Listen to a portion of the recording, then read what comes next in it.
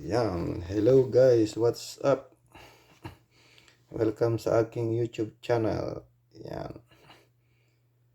At ngayon guys, gusto kong magbigay ng konting tulong dun sa mga gustong or idea dun sa mga gustong maabot yung 5K followers sa Facebook. Yan. Pero siyempre, kahit na ma-reach mo kasi yung 5K followers, kailangan trabahuin mo din yung 60,000 minutes para ma-monetize ka or makuha mo yung ads. Ang isang technique dyan guys, sa 5K followers, sa Facebook kasi, di ba ang maximum, paggamit mo is professional mode, profile, ang gamit mo, hindi page. Pag page kasi medyo mahirap siyang pataasin kaagad. Kailangan tiyagain mo ang makipag-engage or makipag-follow to follow sa Facebook.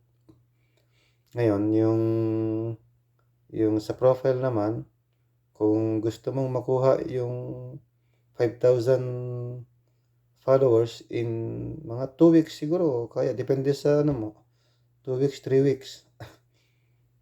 Kaya mong makuha yon yung 5,000 followers. Kung dati ka nang may friends na kasabihin natin 1,000, 2,000 friends mo. Yun, counted na yun as followers. So kung may 2,000 ka, so 3,000 na lang kailangan mo. Ang maximum na friends sa profile is 5,000. So ngayon meron kang 2,000 na dating followers, dating friends. So magiging na yun, consider as followers na yun. So 3,000, yun na lang kailangan mo. So kung sa 5,000 na limit mo, maximum limit ng friends, yung iba naman followers mo na di ba? Hindi naman lahat friend mo, yung iba may followers ka na. Ngayon, ang gagawin mo para makuha mo mabilis mo makuha yung 5,000 followers, add friends, friends to friends. Halimbawa, yung friend ng friend mo, titignan mo doon yung mga friend niya. Kasi yun, pagka inad mo siya, tapos nakita niya ngayon, nag-request ka ng friend request, at nakita niya ay hindi ka kilala, pero nakita niya na friend ka ng friend mo, so may mataas yung chance na i-accept ka niya na magiging friend. Ganon. So kung magawa mo yon, so pag na-accept ka niya, magiging followers na siya. Ayan, ganon. Tapos ngayon, ang gagawin mo, every 1 hour, 10 to 20 na tao, pwede mong i-add. Yan, palipasin mo yon. Pwede mong, mamili ka na ng, yung mga tao na gusto mong i-add, kahit 10 o 20, kahit sunod-sunod yun, na i-add mo sila.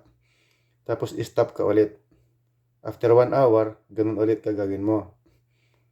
Mag-add ka ulit ng another 10 to 20 na tao. Basta sa, friend of friends.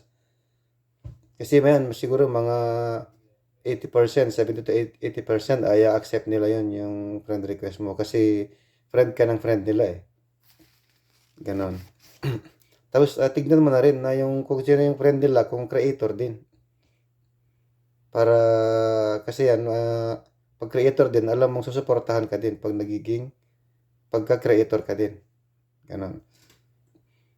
Tapos, sabayan mo din ng mag-post ng mga videos mo sa Reels. Para makakaipon ka din ng minutes mo. Yung minutes. Kasi kahit na-reach mo yung 5,000, kung di mo naman na-reach yung 60,000, wala din. Yan. Pero mabilis nang ma-unlock yung 5,000. Ganun guys, isang technique yon para mabilis mo makuha yung 5,000 followers. Tapos, ang isa, yun, makipag-join ka sa malalaking group. Yan, kaya lang, pag nasumabra ka ng, ng comments, saka reaction, mali-restricted ka naman kay Meta, kay Facebook. Kaya hindi ka na makakomment. Ganun.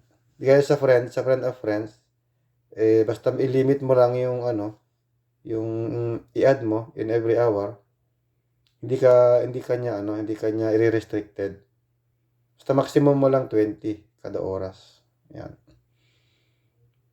Ganun guys, at sana makatulong. At siyempre, kailangan mo pa rin trabahuin yung kailang minutos. Kailangan mo pa rin magbigay ng magandang mga videos para magkaroon ka pa rin ng foundation na meron kang magiging mga loyal na followers mo. Kasi hindi ibig sabihin na pag 5,000 ka ng followers, susuportahan ka nila lahat. Depende yun sa magiging mga videos mo. So, kailangan mo pa rin mag-create ng mga gandang videos para suportahan ka pa rin nila. Ganon. Yan guys, sana makatulong sa inyo yung konting idea na may i-share ko sa inyo.